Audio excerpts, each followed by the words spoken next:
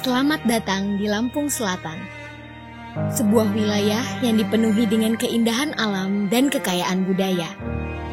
Di tengah-tengah panorama yang memukau ini, terletak sebuah desa kecil yang menjadi tempat berkembangnya sebuah tradisi yang tidak hanya mempesona mata, tetapi juga merangkul jiwa. Di Desa Kuripan, kita akan memulai perjalanan yang membawa kita kembali pada akar budaya yang dalam. Sebuah perjalanan yang memperkenalkan kita pada sebuah warisan yang tak ternilai harganya. Tuping, sebuah warisan budaya yang dijunjung tinggi, melambangkan keagungan, kekuatan, dan spiritualitas.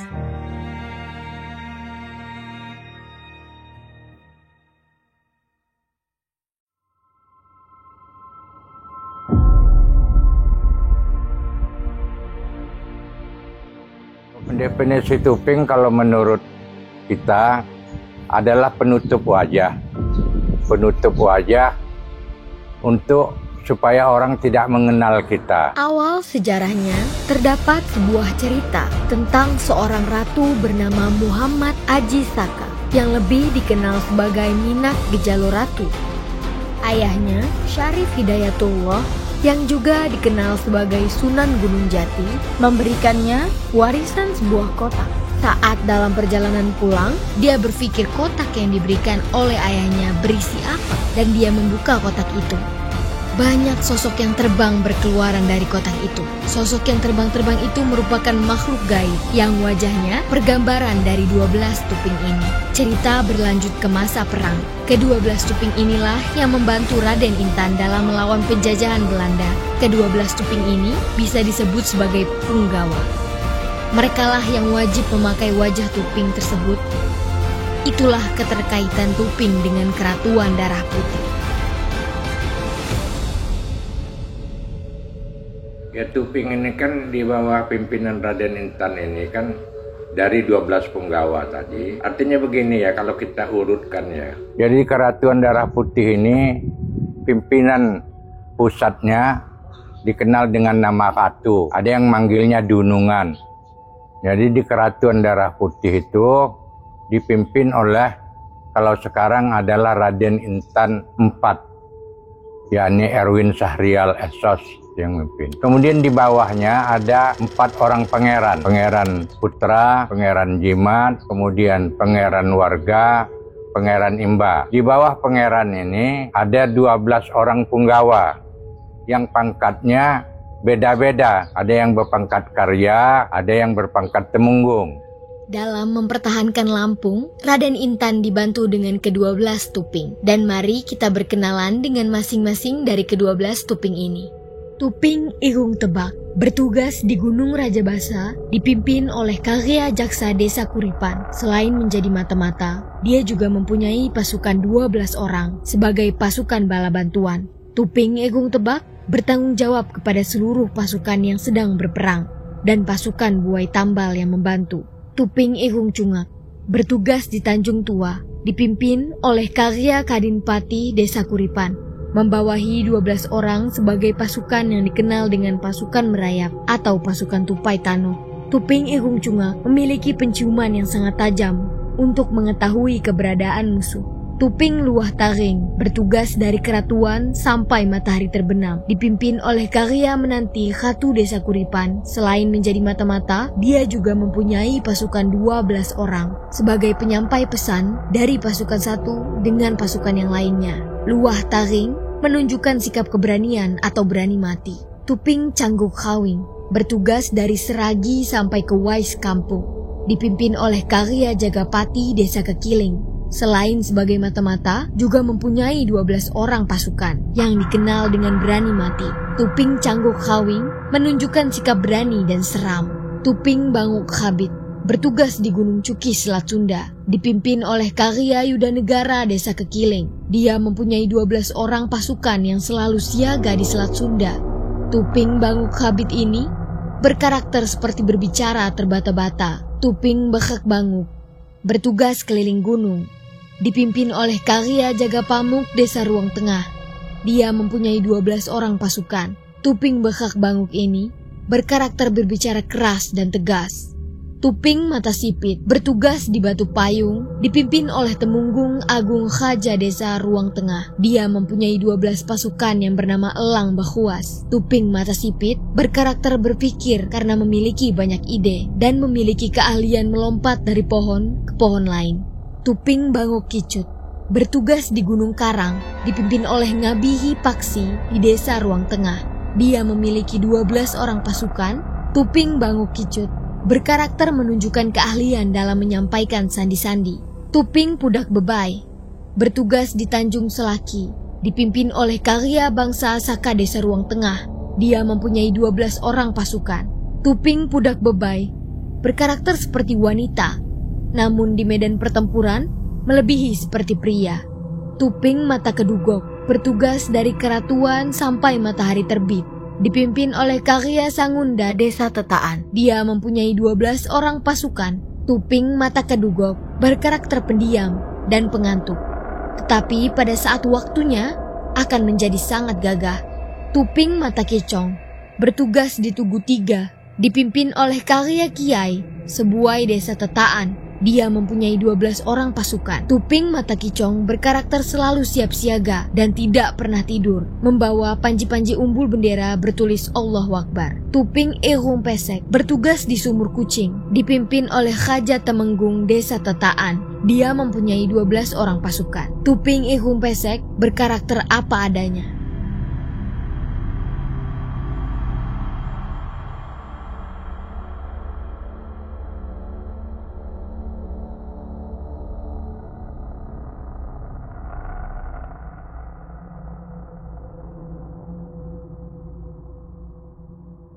Disebut sakral apabila dia sesuai dengan syarat-syarat. Jadi pertama, menggunakan tuping yang sudah ditetapkan wajahnya, yaitu 12 wajah itu, dan juga digunakan oleh keluarga yang memang sudah ditunjuk sejak dahulu sebagai penerus, sebagai pemakai tuping mutlak sampai hari ini. Tujuannya adalah sesuai dengan namanya, yaitu adalah pasukan tuping 12 Keratuan Darah Putih. Jadi tujuan utamanya itu adalah menjaga wilayah keratuan seutuhnya dan juga menjaga keluarga kerabat keluarga keratuan. Nah, itulah tujuan utama dari pasukan tuping 12 Keratuan Darah Putih. Simbolik dari pasukan tuping 12 ini adalah itu berawal dari 12 penggawa yang ikut serta mendirikan Keratuan Darah Putih. Nah, jadi di zaman Ratu Darah Putih, ke-12 penggawa ini ada mandat diperintahkan untuk memakai tuping 12. Jadi ini juga difungsikan ketika masa perang. Nah, jadi dari ke-12 penggawa inilah tuping 12 ini berasal, sampai saat ini digunakan mesti keluarga dari 12 tuping itu. Jadi difungsikannya itu ketika sudah masuk masa perang. Sebelum masa perang, 12 wajah ini masih berupa kalangan jin. Jadi mereka ini menjaga wilayah keratuan masih secara gaib. Setelah masuk di masa perang, kalangan jin ini diikut sertakan untuk berperang dengan cara mediumisasi. Nah, itulah kenapa dari 12 keluarga yang ditunjuk ini menjadi sebuah perjanjian turun-temurun, maka harus dari keluarga itulah yang selalu menggunakan masing-masing dari wajah ini. Tidak boleh dari keluarga yang lain. Waktu pemakaian tuping itu, kalau dulu kan di masa perang. Setelah di zaman damai saat ini, pasukan tuping itu sekarang lebih dipergunakan untuk upacara arak-arakan dalam keratuan. Saat ini sifatnya hanya pelestarian, namun jika keadaan mendesak, mereka harus dipanggil lagi untuk melibatkan mereka sebagai pasukan, maka tuping akan dikembalikan fungsinya sebagai pasukan intelijen atau pasukan telik sandi untuk pengintai.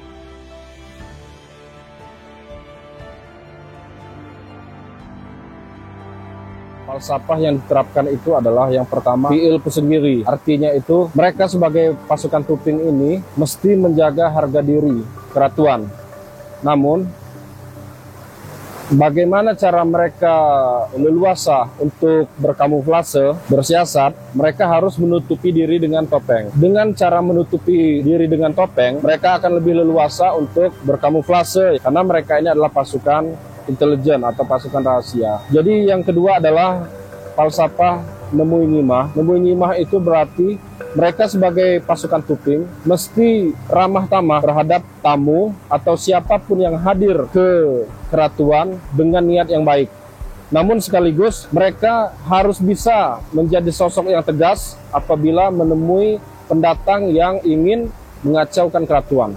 Selanjutnya adalah Nengah Nyapo. Nengah Nyapo berarti pasukan tuping mesti bisa berbaur dengan masyarakat, baik dia masyarakat dalam keratuan ataupun di luar. Bahkan dengan musuh sekalipun mereka harus bisa berbaur. Yang keempat adalah Sakai Sambayan. Sakai Sambayan berarti pasukan tuping ini mesti bekerja sama, saling gotong royong, karena tidak akan bisa terjadi apa yang menjadi tugas mereka apabila mereka tidak bisa saling bekerja sama. Dan yang terakhir adalah Bejuluk Buadok. Supaya misi mereka bisa terselenggara dengan baik, mereka harus saling ingat nama mereka masing-masing atau juluk adok mereka masing-masing yang melekat pada masing-masing tuping.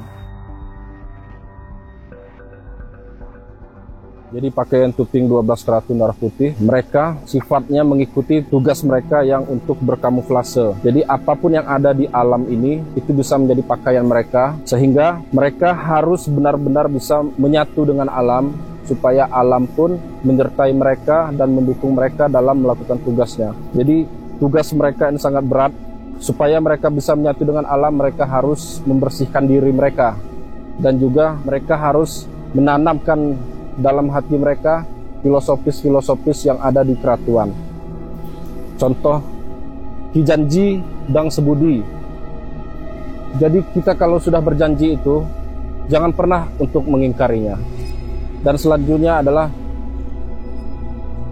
Kilapah Harus Pujama. Jadi kalau kalian ingin berjalan, harus melangkah itu bersama-sama. Jangan pernah saling meninggalkan. Kalian harus saling ingat dengan kawan kalian satu tim. Dan selanjutnya adalah Ki Utung Kambu Bagi. Artinya jangan pernah serakah. Apabila ada keuntungan, apabila ada rezeki, kalian harus saling berbagi. Yang selanjutnya adalah Ki Utang Sebayal Dang Meniga. Jadi apabila kita punya hutang, segera lunasi, jangan pernah ditunda-tunda, apalagi berkaitan dengan harta benda. Apalagi itu juga berkaitan dengan janji, jangan pernah ditunda, segera dilunasi. Itulah yang harus kalian tekankan pada diri masing-masing. Ingat filosofis juga yang selalu kalian nyanyikan secara turun-temurun, yaitu tukok lemong, tukok ni batin katu. Najin bilawu arong, kuselom sapi liku. Saking kalian patuhnya kepada keratuan, apapun yang diperintah keratuan akan kalian laksanakan. Pasukan tuping ini memang ada ritual melalui beberapa tahap. Ritualnya itu berupa pembersihan. Pembersihan ini dibagi pembersihan lahir dan batin. Pembersihan batinnya adalah mereka harus berpuasa karena diperintah oleh dunungan keratuan untuk membersihkan diri, maka mereka mesti berpuasa. Sedangkan pembersihan lahiriahnya adalah dengan berupa mandi atau belanger. Itu adalah ritual yang harus dilakukan. Pantangannya adalah ketika mereka sudah mulai bertugas menjadi pasukan tuping, mereka tidak boleh memperlihatkan wajah asli mereka. Contoh ketika misalnya sedang dalam upacara arak-arakan, tentu saja kan kita ini ada waktunya untuk lapar ya atau haus. Mereka boleh makan tapi mereka harus nyingkir dulu dari keramaian, entah di dalam hutan atau di dekat-dekat sungai. Yang penting tidak ada orang lain melihatnya. Nah itulah pantangan-pantangan yang harus dijaga betul-betul.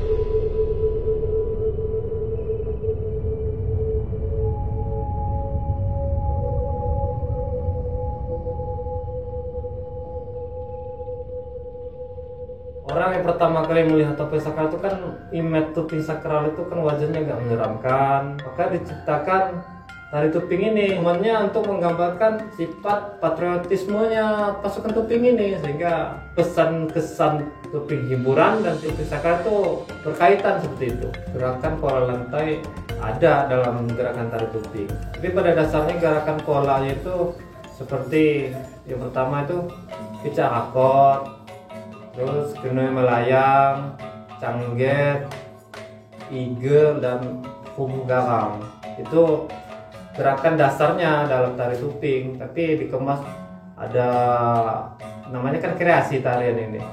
Bikin berantemnya ada, jendelanya ada, lebih menghibur lagi.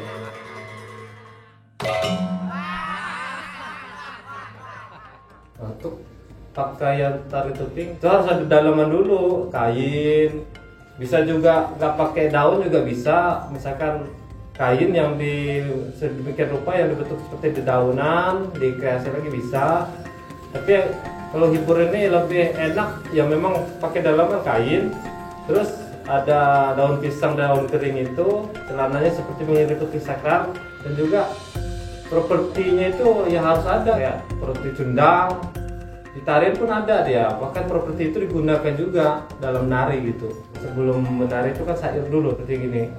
Tuko lemong, tuko ni batin ratu, najin di lau arong, najin di lau arong, kusilom sakti niku, woy. Ngalung di jamban yang ngaji dibuang guru, sapa liuku sambat. Itu liriknya, lirik syairnya. Pesan lirik syair itu juga dalam bagi ya tuping ini yang nari itu, karena kan kalimatnya itu janji dia kepada keraton seperti itu. Dan juga alat musiknya di tari tuping ini menggunakan, kalau bahasa orang Kelendal pusaka itu kerumu.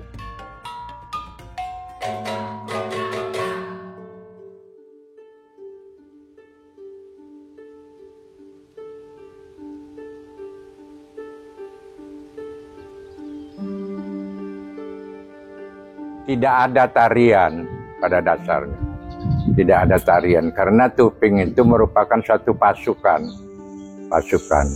Tapi dia untuk menghibur orang, dia artinya melihat tingkah laku apa yang menonton. Misalnya di situ ada pencak silat, dia ngikuti pencak silat. Kalau di situ ada tari rudat, dia ikut rudat. Kalau di situ ada memandapan, dia ikut memandapan. Jadi oleh penata tarinya, maka dibentuklah tarian tuping ini dari mengambil beberapa bentuk tarian dan pencak silat. Kemudian yang membuat tarian ini namanya Darmawan, almarhum. Tentang pergeseran makna ya. Jadi dahulu itu pasukan tuping itu dalam sudut pandang anak-anak itu sangat mengerikan. Jadi ada arahan dari orang-orang tua dulu kepada anak-anak itu gak boleh ngata-ngatain tuping karena kita akan mendapat dampak buruk lah begitu. Nah jadi pergeseran ini memang dihadirkan sekitar di tahun-tahun 90-an. Diciptakanlah sebuah tari tuping itu terinspirasi dari pasukan tuping 12 tapi memunculkan berbeda image. Kalau yang tadinya tuping pasukan 12 ini image-nya seram, tari tuping ini bersifat hiburan. Nah, jadi inilah perbedaannya. Pergeseran ini memang sengaja dimunculkan supaya masyarakat itu yang sangat penasaran dengan tuping tapi takut. Nah, inilah solusinya melihat tari tuping. Nah, jadi mereka bisa nonton di pertunjukan, bisa melihat pasukan tuping yang lucu, yang jenaka, yang menari-nari, bahkan tanpa harus ada ketakutan hal-hal seperti yang dahulu. Nah, disitulah pergeseran utamanya. Waktu penampilan tari tuping ini ya berbeda dengan tuping sakral. Waktu tuping sakral kan berkaitan dengan hajatan di keluarga keratuan dia. Jadi kalau tuping hiburannya kapan saja bisa. Misalkan ada acara pemerintahan, ada pertemuan apa, terus diminta untuk menghibur, tari tuping bisa muncul, bisa kita tampilkan karena tidak ada pantangan untuk tari tuping. Berbeda dengan tuping sakral, dia ada syarat-syaratnya, di hajatannya apa seperti itu kan. Mungkin tuping sakral kan lebih kaitan dengan momennya hajatan keluarga keratuan, jadi Kalau untuk tuping hiburan, ya kapan aja bisa gitu dimintanya.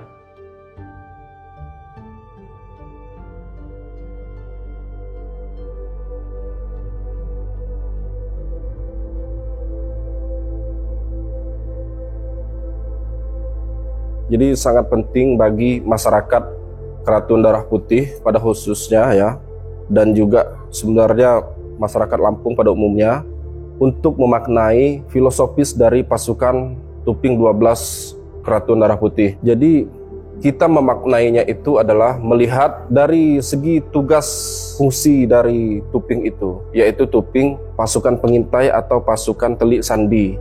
Yang artinya apa? Mereka itu menutupi dirinya atau bahasanya itu berkamuflase untuk menghilangkan jati diri dengan tujuan untuk menjaga wilayah keratuan. Artinya mereka tidak perlu diketahui orang banyak bahwa mereka itu berjasa ataupun mereka itu bertindak. Nah, itulah yang mestinya kita lakukan kepada masyarakat saat ini untuk memaknai filosofis Tuping supaya kita membesarkan keikhlasan untuk berbuat sesuatu. Faktor penyebab kurangnya informasi ya atau pemahaman.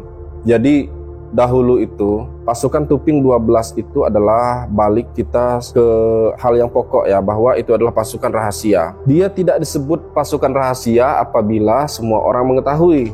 Nah, maka dari itu dulu sangat sempit, sangat kecil yang mengetahui informasi berkaitan dengan tugas tentang Tuping ini. Hanya keluarga keratuan yang terutama itu adalah ratu. Karena hal itulah ketika di zaman sekarang masyarakat pun ya memang tidak mengetahui informasi ini, kecuali sudah di tahun 2000-an ini ya, karena sudah banyak dicatat dan banyak dibaca orang. Itulah yang menjadi masalah, karena hal ini adalah yang terutama itu memang pasukan rahasia, tidak banyak yang mengetahui karena memang tidak boleh. Harapan untuk Tuping, kita tetap berkolaborasi dengan pemerintah daerah berkaitan dengan mengedukasi atau menyebarluaskan informasi tentang Tuping. Jadi supaya Tuping 12 ini lebih dikenal. Memang ada resiko dari makin dikenalnya Tuping ini atau makin menyebar luasnya informasi tentang Tuping ini. Contoh, sebagian orang bisa dengan mudah memberikan informasi, namun orang-orang yang menerima informasi dia kehilangan bahwa narasumber aslinya ada di mana. Nah, itu kelemahannya. Contoh, seharusnya narasumber itu berada di kampung A, namun kampung M mereka karena mengetahui informasi tentang Tuping ini dan berani untuk memberikan informasi. Nah, di situ kadang-kadang ada miskomunikasi. Bukan kami tidak memberikan izin, bukan. Namun ada hal-hal yang memang hanya keluarga yang mengetahuinya. Cuman kami sampaikan off the record istilahnya. Supaya memberi paham bahwa betul-betul Tuping ini memang pasukan rahasia, bukan sembarang-sembarang begitu. Nah, jadi harapan lainnya adalah supaya para pencari informasi tentang Tuping juga mereka itu lebih jeli membaca lebih dahulu di manakah sumber yang memang kredibel. Boleh di pemerintah kami yakin pemerintah pun pasti akan mengarahkan kepada keluarga besar Keratuan Darah Putih, yaitu terutama keluarga Laman Balak. Kami itu berharap supaya terutama generasi muda itu tertarik untuk kembali menggali akar adat budaya yang ada di desa kita. Karena tanpa bantuan generasi muda, informasi ini tidak akan pernah tersampaikan ke generasi selanjutnya. Jadi harapan kami itu supaya masyarakat kembali untuk mempelajari adat budaya lagi, karena sangat penting bagi kita mengetahui jati diri kita. Ada kata orang tua itu, adatmu adalah identitasmu.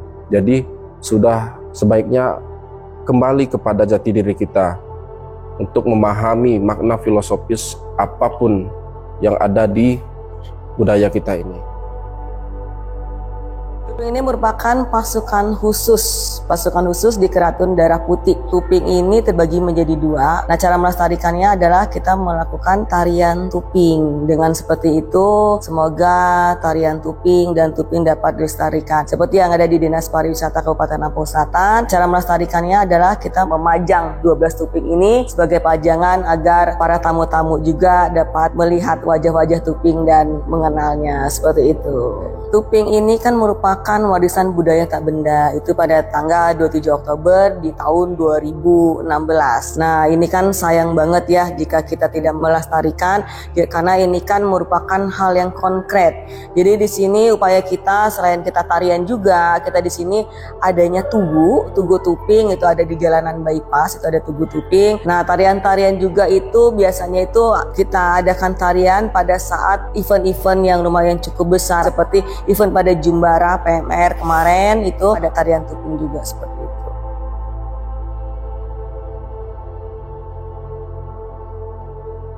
Saya cukup senang bisa melestarikan budaya tari tuping di Lampung Selatan ini. Hal yang tertarik di dalam seni tari tuping ini adalah karena gampang, lucu, udah tuh mudah dihafal. Prosesnya alhamdulillah kami dan kawan-kawan latihan cukup sportif dalam waktu. Dan untuk latihan kita 3 kali dalam 1 minggu. Pesan saya untuk para penonton, kita harus melestarikan tari tuping ini karena kalau bukan kita, siapa lagi? Ayo bareng-bareng kita melestarikan tari tuping khas Lampung Selatan ini.